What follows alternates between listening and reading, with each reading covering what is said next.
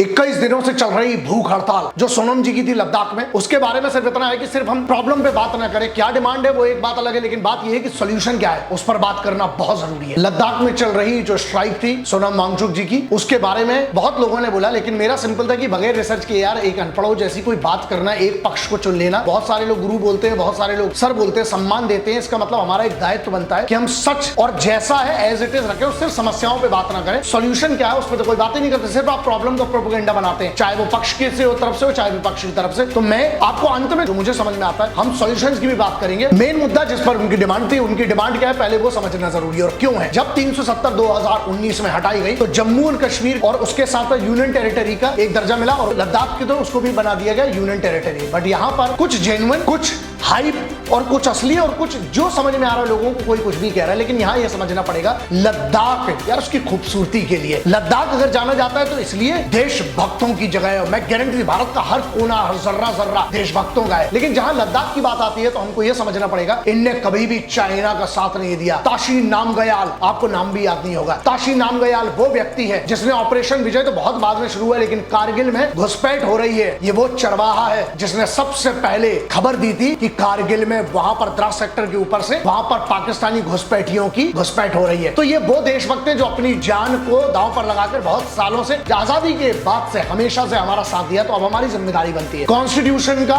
Schedule 6 है, उसकी बात कर रहे हैं। उसमें यह मांगा गया जहां पर भी भारत के जिन भी हिस्सों में, जैसे नॉर्थ ईस्ट के 4 राज्यों को दिया गया है, वहां पर यह है स्पेशल दर्जा जो 370 से हटा था। वहां पर एक बात आती थी कि आप जिन जिन राज्यों में या जिन जिन यूनियन टेरिटरीज में ट्राइब्स की संख्या 50 से ज्यादा है, एक ये कहते हैं, और अगर एक डेटा ये कहता है जिसको क्लेम किया गया है कि 95% अगर ट्राइब्स हैं, तो बनी बात है कि 6th वहां पर शेड्यूल जो है वो लागू होता है। इसका मतलब ये है कि जो ट्राइब्स हैं उनकी रक्षा, उनका पहनावा, उनके आचार विचार, पैटर्न ऑफ लाइफ स्टाइल है, उसको बर्बाद ना किया जाए, वो कॉन्स्टिट्यूशन के अंदर सुरक्षित है। अब यहां से बड़ा मुद्दा ये आता है 6th शेड्यूल की अगर बात करते हैं तो इसमें और क्या क्या मांगे हैं कि वहां पर अगर कोई डेवलपमेंट होना है तो उसकी कुछ लिमिटेशंस होना चाहिए। ट्राइब्स के जो रीति रिवाज है या उनकी लाइफ स्टाइल उसको बर्बाद न किया जाए। जब स्ट्राइक शुरू हुई तो वहां पर कुछ ऐसे इश्यूज थे जो इश्यूज ऑफ कंसर्न सबके लिए होना चाहिए, जैसे क्लाइमेट चेंज है, ग्लोबल वार्मिंग है। अगर आप ये देखिए कि ग्लेशियर का अगर बहुत प्रॉब्लम होगा क्लाइमेट के कारण, तो वहां से जो नदियां निकलती है उसमें भी प्रॉब्लम होगी। तो ये ऐसी ऐसी चीजें जो प्रॉब्लम नहीं है, ये है एक आंदोलन। अब आंदोलन, उसकी स्ट्राइक को खत्म कर दिया गया है और यहां पर मैटर ये आता है कि जब स्ट्राइक खत्म हुई है तो इसको पॉलिटिकल एजेंडा, देखो यार सीधी सी बात है, चुनाव का समय है, आदमी उसमें पक्ष भी ढूंढेगा विपक्ष भी ढूंढेगा। मैं राष्ट्र की बात करता हूं, सर्वोपरि राष्ट्र आएगा।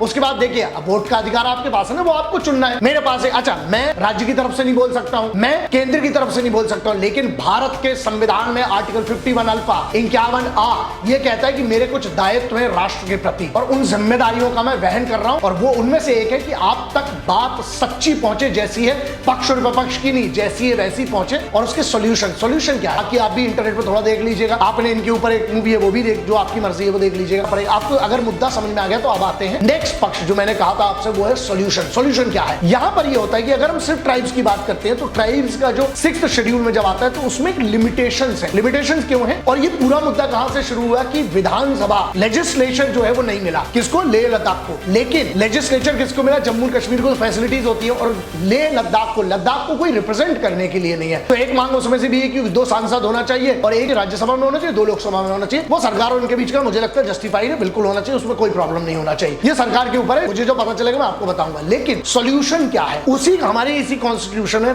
धारा, जिसको हम कहते हैं आर्टिकल 371, क्योंकि 370 का था, लेकिन 371 में महाराष्ट्र गुजरात में ऑलरेडी कुछ ऐसी चीज पास हुई है जिसमें यह है एक अधिकार हम उस राज्य को दे सकते हैं। जैसे विधानसभा तो बिल्कुल होना चाहिए, क्यों? क्योंकि विधानसभा नहीं होगी तो कोई रिप्रेजेंटेटिव नहीं होगा। रिप्रेजेंटेटिव जब होंगे विधानसभा, मतलब एमएलए की अगर मैं बात कर रहा हूं सादी भाषा में, जब एमएलए चुने जाएंगे तो उनको एक बात का तो डर होगा ना कि अगर हम काम नहीं करेंगे तो हमें अगली 5 साल बाद वोट लेने आना है। तो इसलिए काम होता है, एमएलए की बात वहां पर होती है जो स्टेट की असेंबली है। उसके बाद जो सांसद होंगे वो ये आवाज कहां पर उठाएंगे? सांसद आवाज उठाएंगे। यहाँ पर बोर्ड्स होते हैं, जैसे मान लीजिए डिप्टी कलेक्टर की रैंक है, मान लीजिए एसएससी के बोर्ड होते हैं, तो हर राज्य का होता है, महाराष्ट्र का एमपीएससी होता है। इसके अधिकार के लिए बिल्कुल मिलना चाहिए राज्य को, क्योंकि मान लीजिए एक व्यक्ति कोई बाहर से जाता है तो उसके लिए प्रॉब्लम होगी, लेकिन जो लोकल व्यक्ति होगा अगर वही काम करेगा, वहां पर रोजगार भी बढ़ेगा, टूरिज्म भी बढ़ेगा। जैसे जम्मू कश्मीर में बहुत टूरिज्म है, लद्दाख में क्योंकि पहाड़ी क्षेत्र होने के कारण बहुत सारी प्रॉब्लम्स भी होती है और क्लाइमेट इतना ज्यादा जब बर्बाद होता है। रही बात मेरी, तो थोड़ा बहुत सर्च कर लेना, क्या रहा हूं कैसा रहा हूं वो आपको समझ में आएगा। मैं उस जगह को थोड़ा बहुत जानता हूँ, नॉर्मल लोगों से ज्यादा जानता हूँ, कुछ समय देखा है उधर पर कि यहाँ पर 371 की जो हम बात करें 371 मेरा सुझाव है सरकार के साथ, क्या हमारा नहीं होता तो चाइना की तरफ से कई बार ऑफर हुआ है लेकिन इन देशभक्तों ने कभी गद्दारी नहीं की। कमाल की बात है, वरना कुछ तो ऐसे गद्दार हैं जो वतन के अंदर बैठकर बिक चुके हैं। अब उसमें से कुछ मीडिया वाले भी हैं, उसमें से कुछ बहुत सारे लोग भी हैं, कुछ में ऐसे भी है जिनके मुंह में बवासीर और दिमाग में भी बवासीर है, जो वतन के खिलाफ बोलते हैं। 371 मेरा एक सुझाव है, मेरा एक सोल्यूशन है, मेरी तरफ से मेरा दायित्व है कि सरकार से मैं निवेदन करूं, अपना सुझाव दूं। 371 को अगर हम लद्दाख में भी इंप्लीमेंट करते हैं तो उसके दो फायदे होंगे। 370 के जैसा पूरे अधिकार नहीं दिए जाएंगे, बट 371 जैसा गुजरात में अगर कुछ ऐसी सेंसिटिव जगह होती है, स्ट्रेटेजिकली इंपॉर्टेंट होती है, जहां पर बहुत सारी चीजें अगर हम कंट्रोल में रखेंगे तो बहुत अच्छा होगा। लद्दाख के लोगों को, लद्दाख के लिए एक सरकार बनाई जाए, लद्दाख की जो सरकार मतलब जो लेजिस्लेटिव हो, वहां पर जो काउंसिल होगी, वहां पर अगर विधानसभा बनती है और वहां पर अगर ऐसे नियम बनते हैं और सरकार अगर 371 लागू कर देती है तो उसमें होगा कि केंद्र के पास मेजर पावर्स होंगे, जो बड़े बड़े डिसीजंस होते हैं, लेकिन राज्य से संबंधित, राज्य के एजुकेशन से संबंधित, राज्य के बेसिक रोजगार एम्प्लॉयमेंट से संबंधित वो अधिकार किसके पास चले जाते हैं, वहां पर। जैसे एक एग्जांपल के तौर पे कुछ गाइडलाइंस है कि इससे ऊंची बिल्डिंग ना बने और जो वहां के ट्राइब्स हैं उसको प्रिजर्व किया जाए, वहां के जो लोग हैं उनका कल्चर ना बर्बाद हो। तो 371 is the only solution in the easiest solution. और ऐसा नहीं है, पहले भी अगर आप देखें गवर्नर के पास राइट्स दिए गए, अभी क्या होता है एलजी के थ्रू होगी चीज, क्योंकि यूनियन टेरिटरी है और उसके अलावा ब्यूरोक्रेट्स के हाथ में होती है, तो उनका भी कहना है। तो अब मुझे लगता है मेरा सुझाव 371 का है। दूसरा, इस पे और एक डिटेल्ड वीडियो करने की कोशिश करूंगा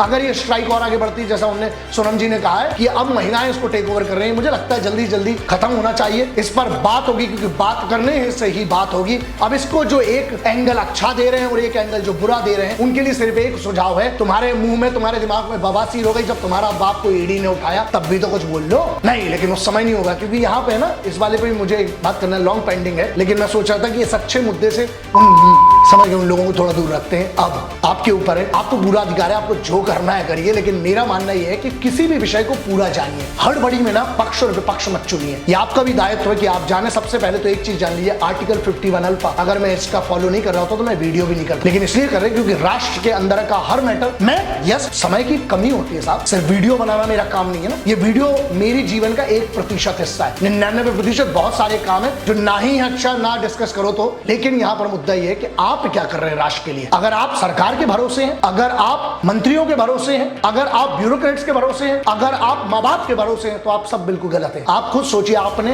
राष्ट्र के लिए क्या किया, उससे पहले यह सोचिए खुद के लिए क्या किया। क्या खुद के लिए आप बच रहे हो जो फेक न्यूज चलाई जाती है? हिंदुस्तान नंबर 1 पे आ रहा है आज की डेट में, मालूम किस चीज में? फेक न्यूज फैलाने में। बच के रहिए, गोली से खतरनाक हजारों रिपोर्ट्स कह रही हैं, तो सही इंफॉर्मेशन के लिए समय लगता है। 2 मिनट में तुम्हें मैगी चाहिए, हम नहीं दे सकते। तो जिनको फॉलो करना है, जो 2 मिनट में आप कुछ भी बकैती कर रहे हो और आप बिल्कुल अपना पक्ष चुन ले, मैं नहीं करता हूं। क्यों?